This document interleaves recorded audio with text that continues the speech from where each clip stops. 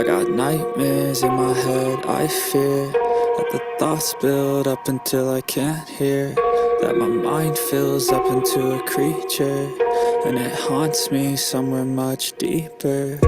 Anxiety, filling up every space, no privacy. And silently, it could build and build until you finally see, whoa, it's taking over, damn no closure, moving closer. No exposure, I just wanna be a loner. Some can't stay sober, looking over all their shoulders, like moving boulders just to get out of the home. It sucks, I've had enough, I don't wanna feel the stuck under the rug, all my problems that I shove. I got nightmares in my head, I fear that the thoughts build up until I can't hear, that my mind fills up into a creature, and it haunts me somewhere much deeper. I got nightmares in my head, I fear that the thoughts build up until I can't hear, that my mind fills up into a creature, and it haunts me somewhere much deeper. I've been feeling weird, I can't seem to focus good enough, nothing's really clear, sometimes it could be a little tough. I just need to feel like the end's in sight for me, but let's be really real, anxiety can foggy all this stuff. I've been feeling weird, I can't seem to focus good enough, nothing's really clear, sometimes it could be a little tough. I just need to feel like the end's in sight for me, but let's be really real, anxiety can foggy all this stuff. It sucks when you finally feel like giving up. Oh God, no luck, everything feels like you're sticky stuck. I'm lost, handcuffed to the bed where I sleep, don't give a fuck. Can't stop, unplug, feeling overwhelmed, I think I've had enough. Gotta find a way to get some energy, gotta find someone who's a good friend of me. I need purpose to make it all worth it, I'm still searching and I'm still learning. I want a life that's filled with memories, not a life with regret and frenemies. I need focus to keep me from hopeless psychosis if I keep moping. I got nightmares in my head, I fear that the thoughts build up until I can't hear, that my mind fills up into a creature, and it haunts me somewhere much deeper. I got nightmares in my head, I fear that the thoughts build up until I can't hear, that my mind fills up into a creature, and it haunts me somewhere much deeper.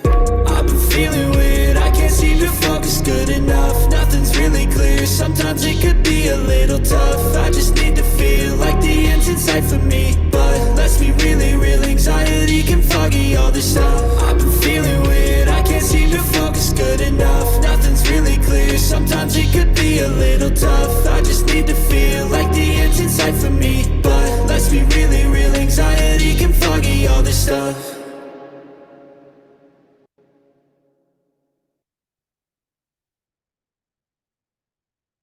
Okay, ladies and gentlemen, where am I? Oh, there I am. Okay. Welcome to another podcast, Joe Oriani's podcast. My name is Joe Oriani, usually a very friendly, laughable, joking guest, but today is something different. It's a very serious subject, and I am waiting for Katie Smith to come on so we can start part two. Now, today we're going to talk about domestic violence, both in children and in women. The problem with all that is most people don't realize that they're even in that situation. So I'm going to give you a little warning. Before I do that, I'm going to give you a statistic. According to the National Coalition Against Domestic Violence, 1 in 4 women and 1 in 9 men have experienced some sort of violence in their life.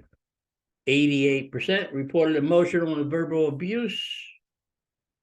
60% reported physical abuse, 24% reported financial abuse, 15% reported digital abuse, and 11% reported sexual abuse.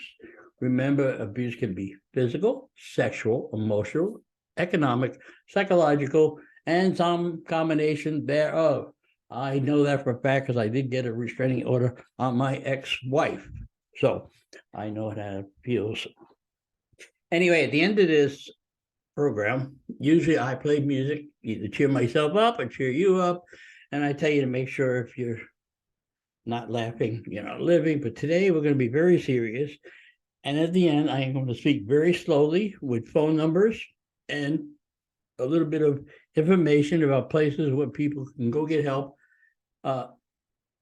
quietly on a sly. But there's some warning signs of domestic violence that you must know about. And, you might be tempted to shrug all these off just as normal, thrones a relationship. But worse, you may think you're to blame. You're not. There's nothing normal about domestic violence. Red flags include fear of your partner, missing work or school, personality changes, low self-esteem, trouble sleeping, and anxiety about pleasing your partner. Warning signs in your partner include someone who monitors social media, blaming you and others for problems in their lives, angry outburst, punching walls, destroying your property, tracking your spending or withholding money, controlling who you talk to, what you wear, where you go, criticizing, belittling, and embarrassing you in front of others, take away your keys, prevent you from leaving, restraining, slapping, or physically hurting you, and threatening self-harm or suicide if you try to leave. And if you have children and loved ones are in immediate danger, leave right now, and you are in a safe place, call 911. Okay, now we'll be waiting for Katie to come on, and like I said, at the end, there's some more stuff I can read to you. Look at this. And this is shocking, too, to me. About 20 people every minute experience physical abuse at the hands of their partner in the United States. 1 in 4 women and 1 in 7 men experience severe physical violence, beating, burning, strangling by their partner. In 2015, 54% of the violent victimizations reported to law enforcement were committed by a partner. An average of 3 women per day are murdered by their husbands. Women ages 18 to 24 most commonly abused. Jeez. Of all murder-suicides, 72% involve a partner. And in the United States, 1 in 5 children are exposed to partner violations each year. 90% are witnesses to the violence. 500,000 contacts reported during 2018 by the hotline involved children. Women who experience domestic violence are more likely to develop serious health problems. Those can include high blood pressure, depression, panic attacks, gastrointestinal problems, substance abuse, sexual risk-taking, migraines, chronic pain, and arthritis. So now we will patiently wait for Katie. I'll put this on pause and just wait. Okay, ladies and gentlemen, welcome back. I had to put it on pause a little bit. I gave you all that information about domestic violence. And again, at the end, I will read you some resources that you can use if you're in that position. But the one thing I want to say before anything else, remember one thing, love should not hurt. So if you're thinking of you're being abused, please take care of it. As I told you before, I had a restraining order on my ex-wife because I was being abused. So I know what it's like. And I remember that day in court and all the guys laughing at me when I was the plaintiff, the defendant plaintiff. And I laughed at them. I said, well, I'm not hitting my wife. You are. I'd rather keep her away from me. So there's things you can do to help yourself. So I have Katie back on. I've been looking forward to this, and people have been asking about part 2. And I'm hoping all your friends subscribe to YouTube so they can watch it and continue to watch the programs as we go along, each one very different. I don't know if you've seen the one talking to a crazy person, but that was one of my better ones. Anyway. I did, yeah. You interviewed yourself, yeah. Yeah, wasn't that good? Anyway, take your drink because it's going to be long. How's your voice? It's okay. It's been getting really cold here. We had snow yesterday, so I'm a little stuffy, but. Okay. How's your mom? I remember last time she was outside Pizza Rizzo's. She's good. She's good. She's also sick too. So it's just that time of year around here, but. Okay. Now let's get into this. You had told me, let's start at the beginning. You had told me you had been an investigator for abuse of children. Yes. Get into that, and how was it? Oh, the answer could go many different ways. I mean, something I've always just kind of felt passionate about and called to is helping people who've experienced trauma. And so, and I love children. I mean, you know, you kind of have to love children to work at Disney World, but you know, so it felt like a natural next step. I mean, it was definitely very hard. You know, I saw a lot of bad things, but you know, knowing that I could make a difference or What exactly was your job? so I know, you know, each state has a child, you know, a child abuse hotline. So in Missouri, which is where I'm at, you know, when someone calls a child abuse hotline, they say, you know, hey, my ex hit my kid, or, you know, my neighbor hit my kid, or, you know, whatever.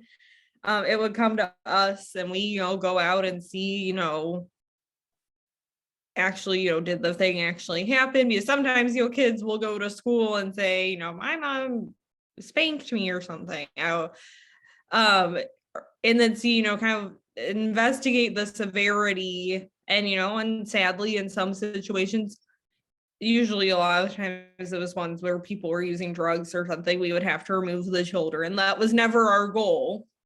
But, you know, trying to like work and connect the family to resources, because, you know, sometimes, you know, it's just if mom's yelling at you a lot, maybe there's a communication breakdown. And so trying to get them into some family therapy, or, you know, mom into therapy, or the kid into therapy. You know, if the kid's missing school a lot, is it a transportation issue? No, you know, how can we help with that? And so I was the person, whenever someone made a hotline, you know, I was going out and seeing what was going on. You didn't go out by yourself, I assume. No, I did go out by myself. You did? Yeah, we did not have that many people working. And you know, I'm in St. Louis County. Well, I was working in St. Louis County. In the St. Louis City, the metropolitan and the county itself are about 2 million people. And we had about 7 investigators, so that we did not have the resources to send people out together. Okay, but if you go out to a house, say a neighbor called up about a child being abused, you go out there and the mother swears to God, I didn't do anything. You really can't see it, and she gets very offensive, or the father gets very offensive with their partner, and it can get a little violent, can't they? Yeah, and I mean, we could, you know, if there were situations where there were concerns about safety, we could take the police. And so, you know, a lot of times if there was something where I was like, this may not be the best situation to go into by myself, I would call law enforcement and have them come with me. But there were also times where I called law enforcement and they didn't show up. So, you know, What'd you do in that case? in those cases, I usually would leave. Like, I wouldn't go in, and I would try to go back later with law enforcement, just when they Wow. were free. So basically, it was a dangerous job for you too. Yes, yes. And how can you determine if the child was really abused? I mean, let's get real. When I was a child, and if you heard in the video, my father used to put my hand over a flame and beat the living daylights of me. That wasn't called abuse back then. It was called discipline. So Yeah. how do you know that it's real? The parents are going to deny it. Yeah. And I mean, that's what's difficult is, you know, so I was a government worker. You had to follow the rules set by the government. And I know in Missouri, you know, if say a kid went to school and told their counselor that, you know, mom is abusing me, but I go out there and there's no bruises on the kid, I couldn't do anything. Because, you know, sometimes also kids would say, well, like the last time it happened was 2 years ago. Okay, well, if it was 2 years ago, you know, why is this happening now? But so like Missouri's rule for physical abuse, especially, is that there needs to be marks and bruises, which is very hard because I mean, there were times where, you know, I would go out somewhere and maybe a kid doesn't have a current mark or bruise, but like you could tell something was going on. And so that's where you work on, you know, connecting them to resources and, you know, maybe some parenting classes or something like that. They could not have been receptive to that at all.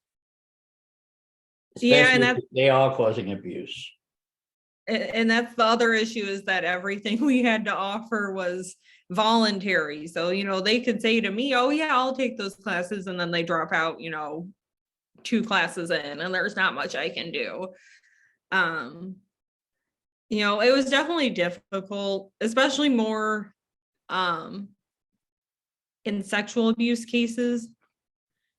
Because like there were times where you knew, and that was more difficult because the process of disclosure, especially with children, is it's not linear. A lot of people kind of would come to me and be like, okay, well, this is getting so serious. I know we were getting serious, but someone would come to me and say, oh, my kid said that, their babysitter touched them inappropriately, but now they're saying it didn't happen. So does that mean it didn't happen? And I'm like, well, honestly, probably it did, but kids especially will test the waters, and they'll say something, and if they don't get the reaction, they want, which sounds bad, but sometimes if parents freak out, then they feel like they're in trouble, and so then they'll take it back and then say it didn't happen when it really did happen. And so that's a very hard thing to do, is work on sexual abuse cases, because we know the process of disclosure, a lot of times there are taking back, say recantations of those disclosures, even if something did happen, because they're worried about, them getting in trouble, or whoever, did the thing getting in trouble, or changes in the relationship. And not even for sexual abuse, even for physical abuse or emotional abuse. How can you prove, other than a child statement or somebody getting actually caught doing something, whether it's touching or sexual or whatever it may be, how can you prove that it was done to have a case to take the child out of that environment? I will say the majority of cases I had when I was a child abuse investigator, where we actually had to remove the children, were for 2 things usually. So one was usually for drug abuse, and that was usually because the child was testing positive, had accidentally swallowed something, or and they would usually have some sort of medical test proving, hey, fentanyl came up in their system, or sometimes it was a baby born, positive to a bunch of stuff. And so that one, really the proof is in the blood test and the medical test. Mm-hmm. The other things that usually I had to remove for were medical neglect. So you had the proof of, they weren't going to the appointments. They weren't going to, this kid's blood pressure was really high because he's not getting the medicine he needs. Like I said, at least in Missouri, I know, people hear children's division and they think, oh, their job is just to take kids away. And in Missouri, our goal was never that. Our goal was really to try to, unless there was, immediate harm, which, if your 2-year-old swallowing fentanyl, there's immediate harm, to keep the families together. In regards to other things like proving it, that really wasn't up to us. There's so many systems in play, but for there to be actual consequences, it would have to go through a legal system, and and that's if law enforcement chose to press charges, and law enforcement has different standards than we have. And so but like I said, it was hard because at least in Missouri, how it is kind of, you do have to see proof. We're the show me state. Maybe that's why. What about mental abuse? That is the hardest one to prove. Kids will cower in a corner, be afraid, won't say nothing. Stay away from kids in school. There's a lot of things you can see. I know here in Missouri, to actually prove it, you have to have a licensed mental health professional saying that there's a change in behavior, which was really hard to do sometimes. Yeah, those are definitely the hardest ones to prove, because like you said, the kids can say, oh, mom's yelling at me and calling me all these things and and mom turns around and says, I never said that. Those were the ones I always did not like getting, because I knew that we were probably unlikely to prove that, because it's hard to find a licensed mental health professional who wants to say, put their credibility on the line. and See, my saying, parents going back would never have denied that because that's just the way it was. I was brought up in a different age. Now, I and have I'm a question. Have you ever had to walk in unknowingly, seen something where you immediately had to call for that child to be removed? oh, you cut out a little. You said, have I ever seen something where I had to like immediately call for a child to be removed? Yes.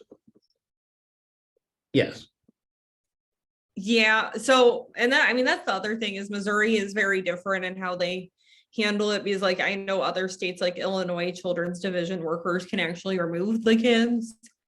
In Missouri, we don't have that power, so we would have to call law enforcement. And I have one of my first cases where I had to do that was I automatically walked in and said this situation is not safe for a variety of factors. And it turned out it was in the children's best interest to be removed, but Did it you was call another the one. cops to get them out or? Yeah. I had been warned before like going out there that I would probably need law enforcement with me.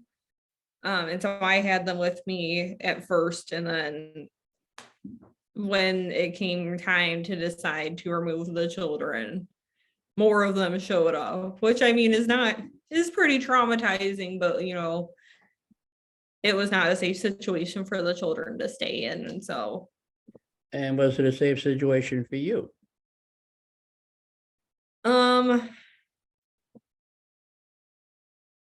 yeah, I mean, no.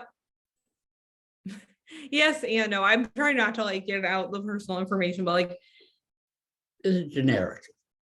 yeah, I mean, it was a good idea to have law enforcement with me.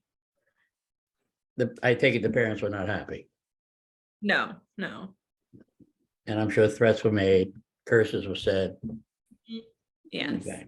And when they were there with a family like that, where it's definitely their problem, would you ask the child a question, would they deny it? So in that technical situation,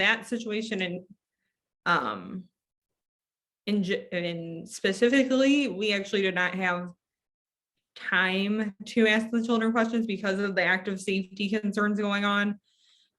Usually the idea was, or what we were trained to do is talk to the children alone. And if the parents did not give us permission, then we would say, okay, well, you need to stand, you can be in the room, but you have to stand like behind your child or something so they can't see you, so the parents aren't telling them what to do. And I mean, unfortunately, there are some situations where parents would refuse to do that. It was very minimal. I mean, it was only like once or twice. And then, I mean, unfortunately, too, how at least Missouri works, I don't know about other ones, but if we go out to a house and we say, hey, can we speak to your children? And they say no, we have to kind of leave it. It's their right to tell us. In some cases, there are exceptions that, you can go to the school or you can go somewhere else to talk to the kids, but a lot of the cases we get are considered assessments. And on assessments, you're supposed to be getting the parents' permission to speak with their children. Okay, one more question about children. What would you suggest? How would people spot someone that's being abused? And what would you suggest they do? I mean, I would say I always told people, like when I talked to people who made reports, that like even if I won't say if you see something, say something, but like almost kind of that same idea that I would rather, children's division workers are overworked and underpaid, but I would rather have someone report something and it turn out to be nothing or a one-time situation than them feel like they shouldn't be reporting something and it turn out to be something more serious. So if you have like if you see something or hear something or a kid tells you something and it sets off some sort of alarm system in your head, I would say definitely call the child abuse hotline. If and I don't know how it is in every state, like in Missouri, if you're a mandated, every hot, I keep on like trying to stop how I'm saying this. So every hotline that is made is anonymous. Like whoever the family is, they're not going to know. Sometimes they figure out, but like we can't go out there and be like, hey, your neighbor made a hotline on you. Like we're not allowed to tell them that. If you're a mandated reporter, at least in Missouri, you can't make a hotline anonymously. So like the worker will know who you are, but they again should not be telling the family who you are. But like, so, there is the possibility of like, if you're nervous about something, you can make a hotline anonymously. But I mean, really, like if something you see something, or like I said, the kid tells you something, or you hear something and it goes ding, ding, ding, like call the hotline. Okay, I have a question about the hotline before we go on to the next subject. I hear stories of crazy people that they will not like their neighbor, and they will call constantly. You guys, do they keep a log? They understand, they go out there once, everything's fine, twice, everything's fine. When does that stop? Or does it? I've dealt with situations like that. So really, at least I can only speak for Missouri. So part of that's an issue. Part of the issue with that is, if they're calling and making it anonymously, you can't really prove it's the same person over and over. You can know it's the same person, but like we can't prove it's the same person over and over because our reports come and say anonymous. There are people who don't do that and do give their names. And the advice, at least in Missouri, is you can like go to law enforcement and work on getting something for harassment. If because I did have cases where it was the same person calling in, 5-6 times. They left their name? With their name, yeah. And I will say again, in Missouri, I know every state is different. There were certain things, so we had different levels. We had assessments and investigations. And investigations, if we went out there and found out that this was someone calling in something that happened 5 years ago, and they're just calling it in again, like we could close it out as already investigated. So there are kind of, protective factors, but I know there's things like, I don't know if it's a nationwide thing or a Missouri thing, but like the Good Samaritan laws, that the idea is that everybody who's calling in should be calling in with the best intentions and, of protecting the children. I know that there are other states, I want to say Illinois, because I've had to like call, when I find out about stuff in Illinois, I've had to call their hotline, and I think there is like a fine for false reporting. So, there are protective things, but sadly that doesn't stop people who are mad or upset about things. Well, yeah, but in that case, you're not helping the children in that case. I think you're actually hurting them. These investigators coming constantly and making it, mentally unstable for them. Okay, let's get on to adults, to women in general. You moved from that job to where you are currently, and been there for a little bit. What are the telltale signs? Now, I read them out of the list of telltale signs of abuse. What do you tell people to look for?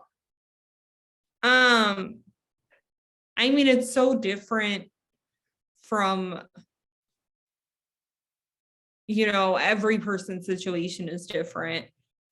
But I think, and something, I hear a lot from a lot of the women I work with, is the isolation. They're trying to cut, the abusers will cut them off from, their friends, their family, to keep more of a sense of control. I think there's also, that side, I don't know if you talked about kind of the cycle of abuse where, it keeps on going and, and you get that tension boiling and then something explodes and then you go back to that honeymoon phase where, they're buying your, they're apologizing to you. They're telling you it'll never happen again. I think, and then, if you are a friend of someone, if their significant other, isn't letting them go out for girls' night or boys' night, someone who's constantly kind of over their shoulder showing that lack of trust, even though there's not really a lack of trust, but that control of, you can't go out without me. You can't, this.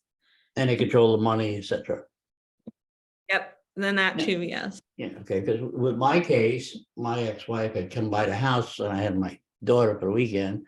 And she walked in, threw a TV at me, smacked me, broke my glasses. I just stood there, dumped the water over my head. I just stood there and took it and then called the state troopers. Because I did not want to hit her. Well, I did want to hit her, but I didn't. So, and that was the safest bet. So that there was a little bit of physical abuse with that one. And Yeah. and most people don't realize it does happen to men too. It does, yes. It really does. Burning, scratch, strangling, all kinds of good stuff. That happen to both everybody. What is Yeah. it? One in 4 women, I think I read here, 1 in 4 women every 20 minutes. Sexual abuse or physical abuse. I believe it's 1 in 6 men for Yeah. that as well. Now, how do you spot a woman? She goes to work every day. How can you spot that she's being abused? Or a man, So, I for mean, that matter? my work is a little different. So I don't know if I'm the best person to answer this question, because I work with women after they've left. Okay. They So manage to I get don't, out. yeah, so after they get out, and a lot of them are just calling domestic violence shelters and getting out, or calling their friends and getting out. So I don't, because I mean, and it's hard, I think, to say how do you spot them, because a lot of them are so good at hiding it. And they're so used to it that they don't, you may not know that any of this is going on to them.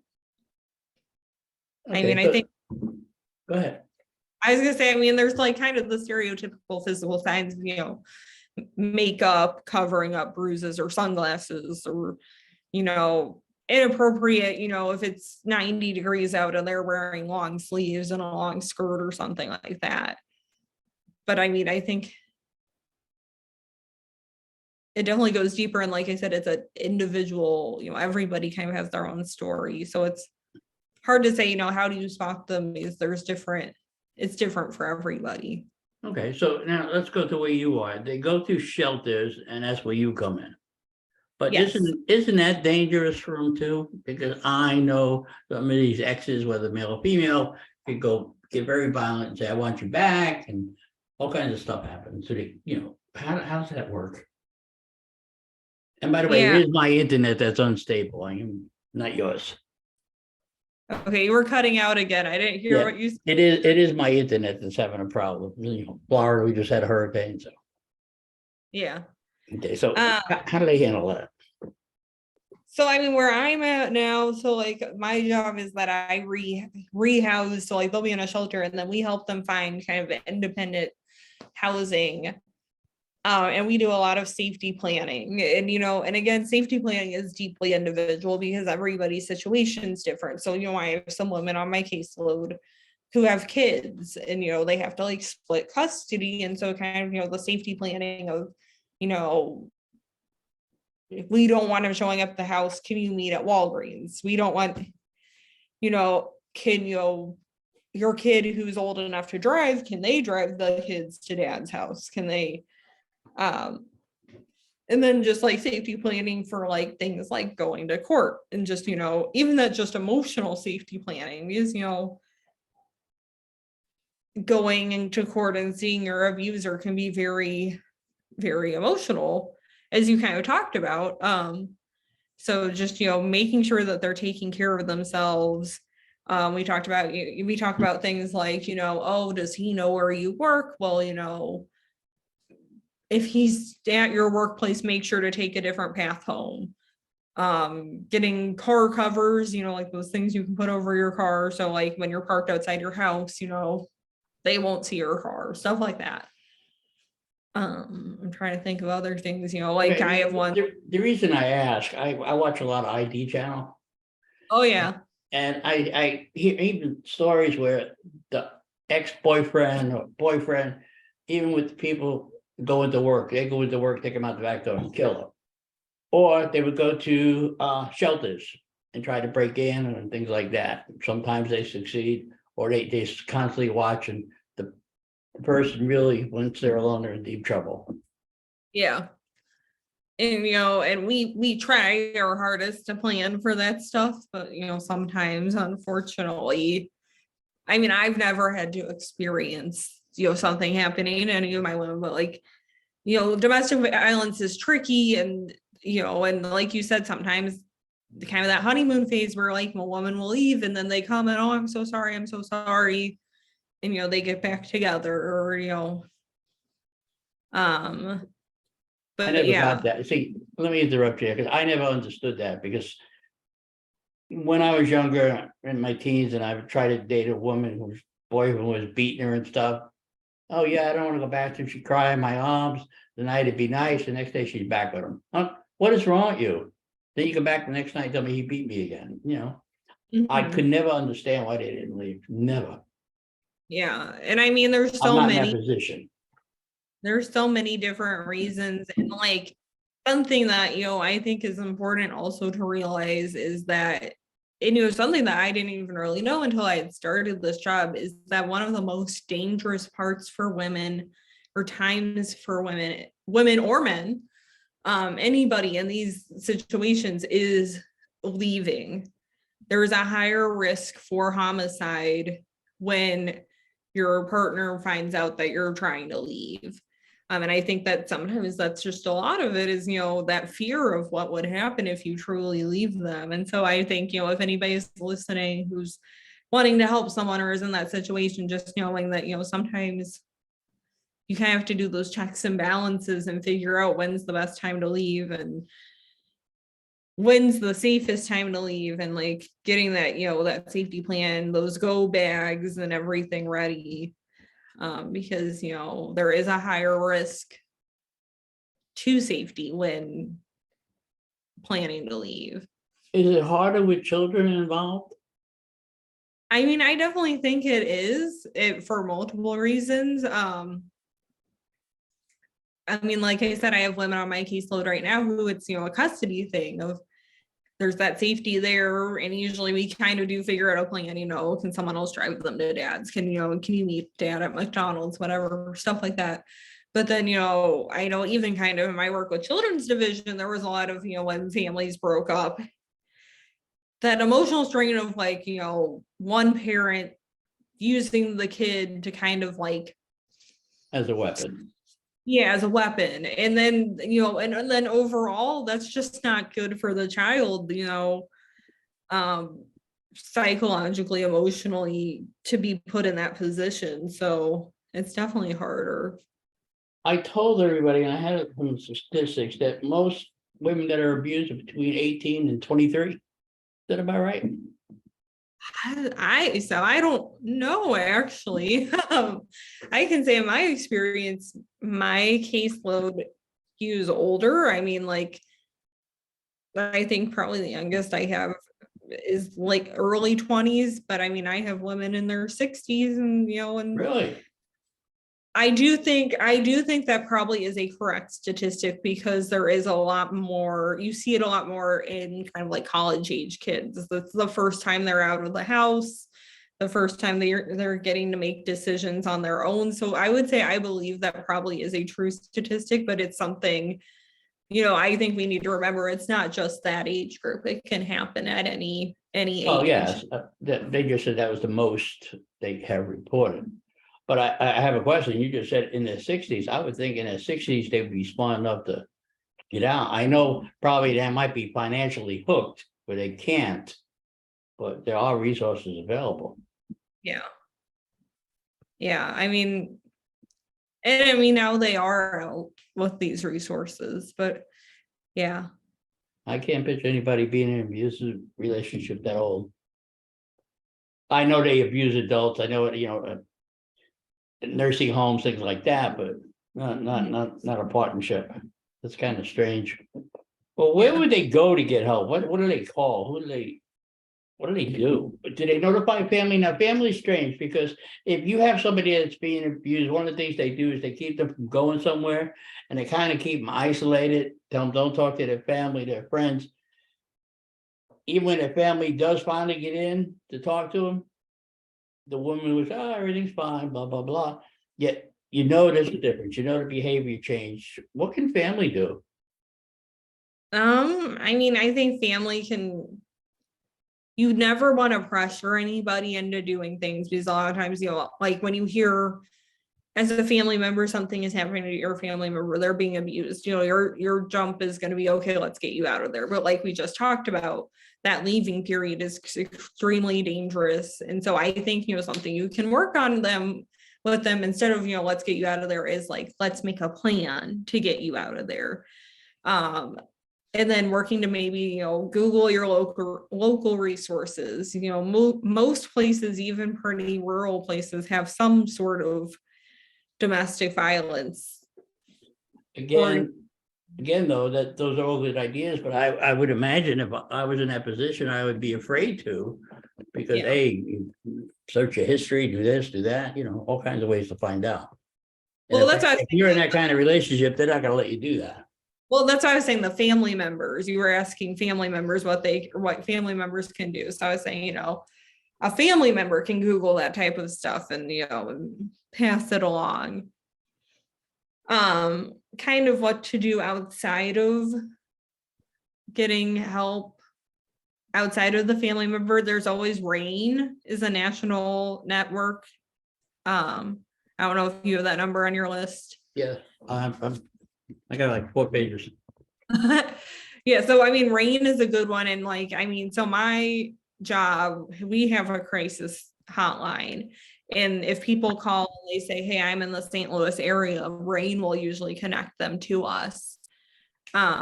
So if you call RAIN usually knows, you know, if you can tell them where you are, they'll usually send you to someone that, you know, a domestic violence shelter or a domestic violence organization.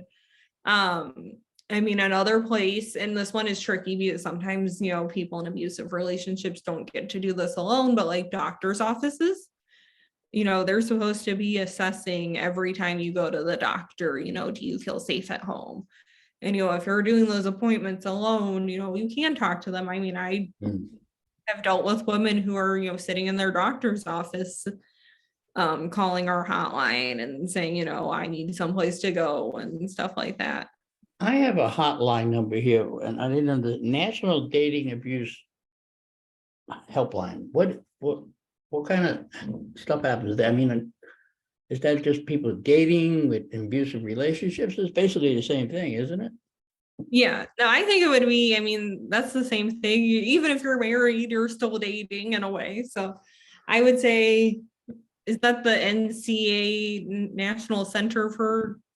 No, it says loveisrespect.org. Yes, yeah. So I'm I got a familiar. phone number. Yeah, I'm familiar with them, and I believe they are open to, you know, married, single, on 3 dates, on 400 dates. You know, if you were experiencing any sort of relationship violence, you can definitely give that number a call.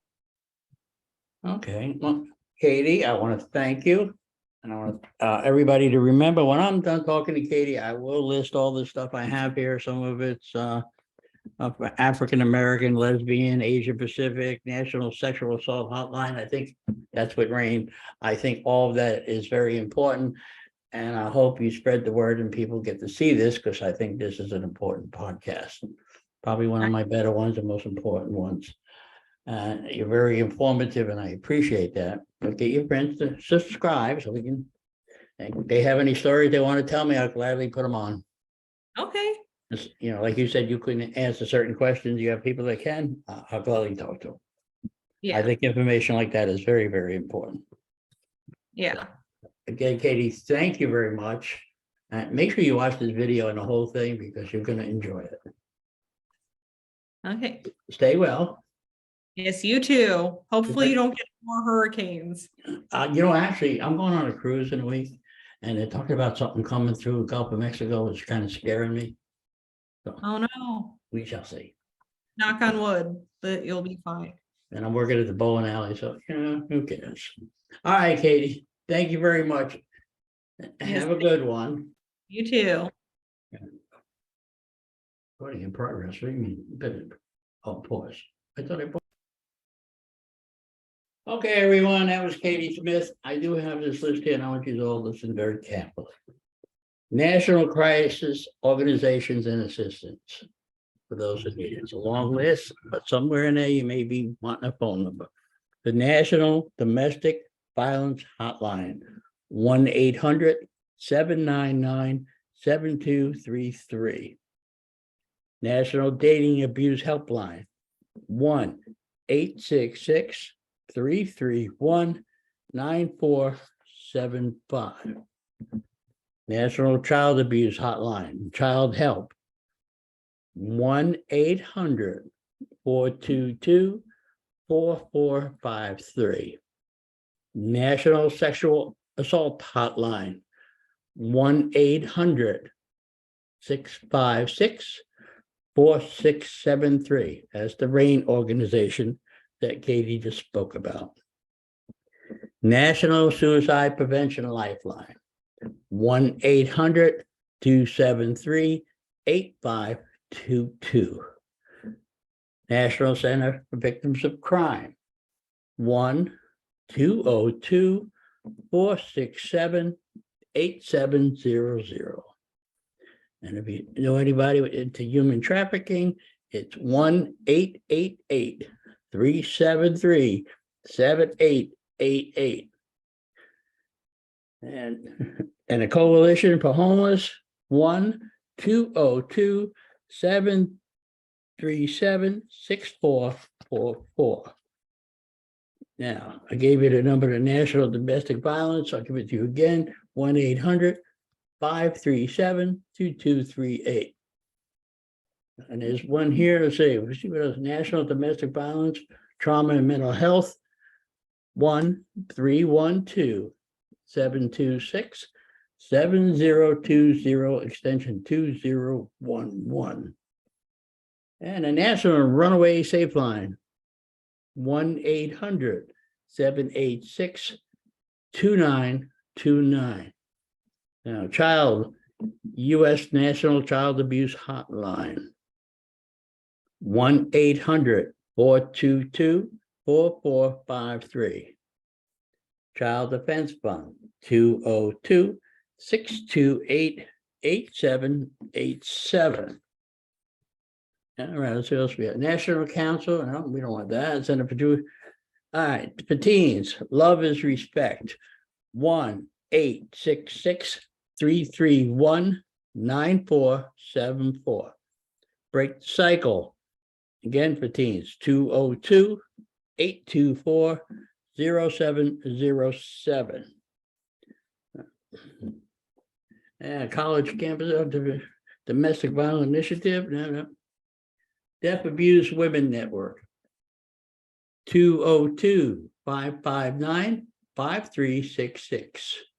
Women of Color, 1-800-537-2238. Latinos, 1-651-772-1611. All right, turn the page. Asia Pacific Islander, 1-415-954-9988. Again, Committee Against Asian Violence, 1-212-473-6485. All right, lesbian, bisexual, gay, transgendered, 1-178-596-0342. National Gay and Lesbian Task Force, 1-202-393-5177. Trans Lifeline, 877-565-8860.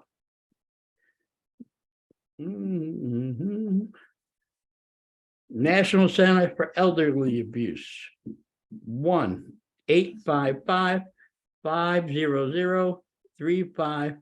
437. I think that might be it. Let me check. Yep, another page. National Organization for Men Against Sexism. 1-720-433-3882. Men Stopping Violence. 1-866-717-9317. I have some legal numbers here, but I think a counselor would help you with that. Okay, that's really all I have to say. Just remember what I said. Love should not hurt. Oops. Make sure I can read that. Having help right now. Want help out. Let's see. How to get involved. 24-hour hotline is for 800-799-7322. Okay. And just remember, as I said, love should not hurt. And with that, I hope this helps someone. Thank you, and please share this.